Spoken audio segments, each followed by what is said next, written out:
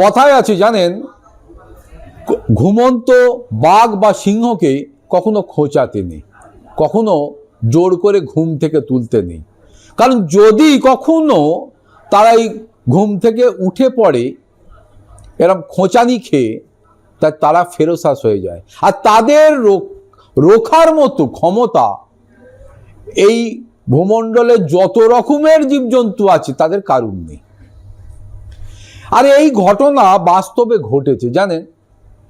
সম্প্রতি বাংলাদেশ বেশ কিছুদিন ধরে একটা টালমাটাল অবস্থার মধ্যে দিয়ে যাচ্ছে।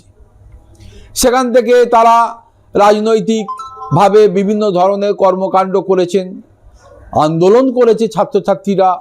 তারা দীর্ঘদিনের এই হাসিনা সরকারকে ক্ষমতাচ্যুত করেছে এবং তারা প্রায় বল প্রয়োগ করে সেটা করেছে, হাসিনাকে দেশ থেকে বিতাড়িত করেছে।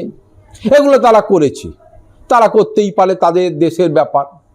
কিন্তু এটাকে কেন্দ্র করে তারা যত দিন যাচ্ছে তারা ভারতের বিরুদ্ধে একাধিক কথা বলে যাচ্ছে।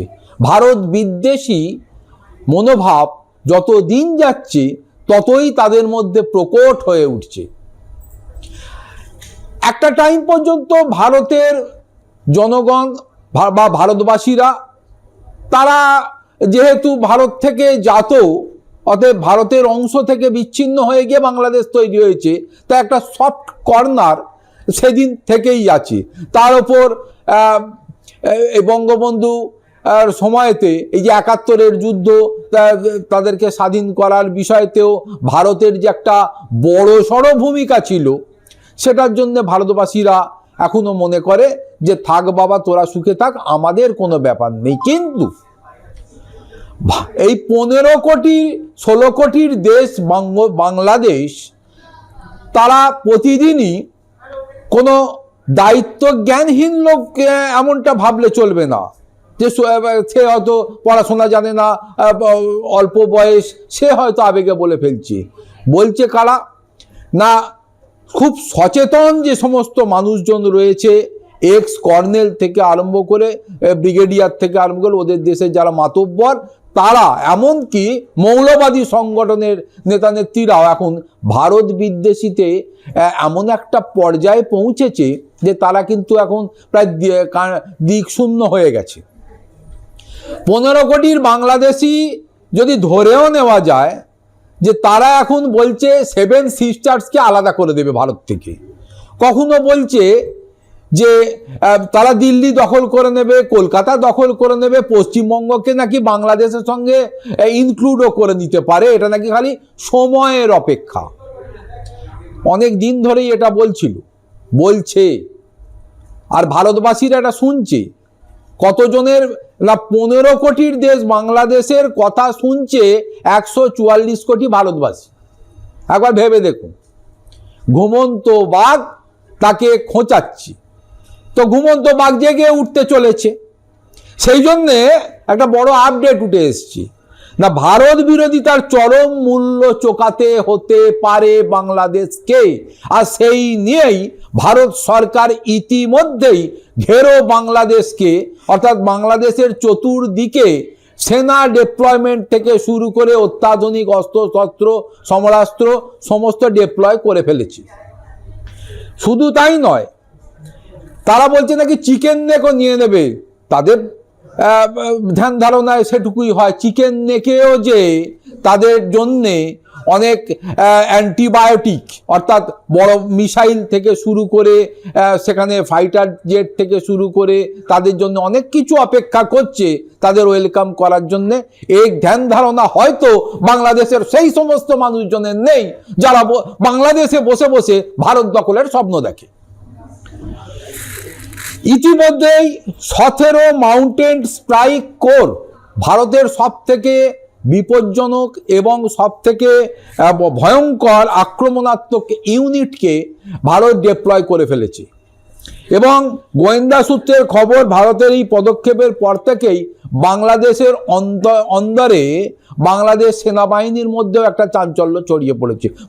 চাঞ্চল্য ছড়িয়ে পড়ারই কথা, তার কারণ ওই ইটের বদলে পাটকেল মারার ক্ষমতা তো বাংলাদেশের হবে না, আর যদি হয়ও তাহলে ওই ইটের চাপাতেই তারা মরবে, এমনটাই মনে করে ওয়াকিবহাল মহল। ফলে আমরা বলছি না বাংলাদেশের মানুষ ভালো থাকুক, আমরাও চাই তারা ভালো থাকুক, কিন্তু তারা ভদ্রভাবে থাকুক।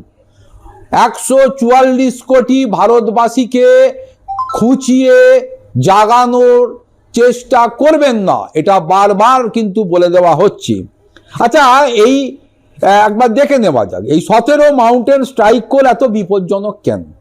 এই বিশেষ বাহিনীটি কেবল আত্মরক্ষার জন্য ব্যবহার করা হয় না, বরং শত্রু শিবিরে অতর্কিতে বিধ্বংসী হামলা চালাতেও এরা এক্সপার্ট। উচ্চ ক্ষমতা সম্পন্ন রকেট, আর্টিলারি এবং ভারী গোলা বারুদ তাদের সঙ্গে থাকে।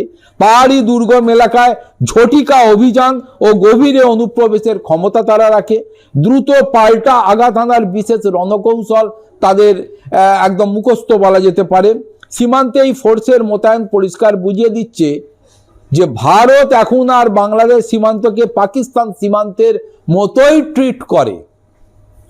অতএব ঢাকার রাজনৈতিক নেতাদের এই সস্তা জনপ্রিয়তার জন্য দেওয়া ভাষণ এখন সে দেশের সেনাবাহিনীর জন্য এক প্রকার গলার কাঁটা হয়ে দাঁড়িয়েছে। তা তো হবেই। শুধু যে রণকৌশল ইস্টার্ন কমান্ডের পক্ষ থেকে বা ভারতীয় ফৌজ যে ভারত বাংলাদেশের চতুর্দিকে তারা সমরাস্ত্র সাজিয়ে রেখেছে, শুধু তাই নয়, আরও একটা আপডেট দিই। আর 2-1 দিনের মধ্যেই একটা নোটাম জারি হতে চলেছে, যদিও সেটা বঙ্গোপসাগরের প্রায় 400 কিলোমিটার রেঞ্জের মধ্যে। সেখানে অত্যাধুনিক এবং বিধ্বংসী একটা নতুন ধরনের এই মানে একটা মারণাস্ত্র সেখানে পরীক্ষা হবে, মিসাইল টেস্ট হবে। আচ্ছা, 400 কিলোমিটার রেঞ্জের মধ্যে হঠাৎ করে কেন ভারত সরকার এই পরীক্ষা নিরীক্ষা করতে চললো? এই ডিআরডিও কেন করতে চললো?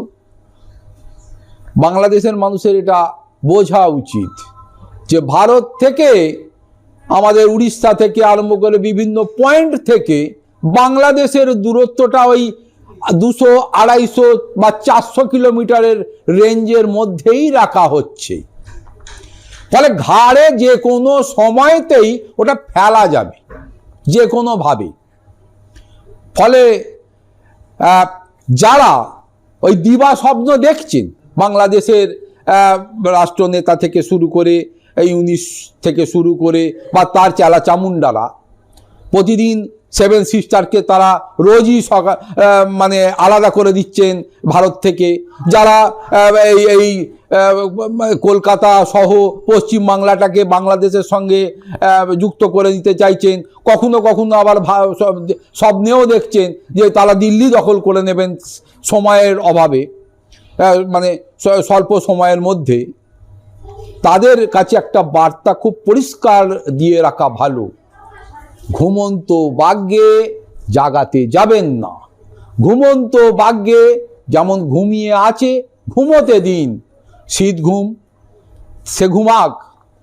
জেগে যদি ওঠে 144 কোটির ভারতবর্ষের মানুষ, তাহলে বাংলাদেশ তো বাংলাদেশ, আবার ওটা না ভারতের অন্তর্ভুক্ত হয়ে যায়। আর সেই সময়টা বাংলাদেশিদের কাছে খুব একটা কাম্য হবে বলে মনে হচ্ছে না। শুধরে যাওয়ার সময় আছে, শুধরে যান বাংলাদেশের ওই সমস্ত মানুষ যারা ভারত বিদ্বেষী হয়ে প্রতিদিন ভারতকে গালমন্দ করছে।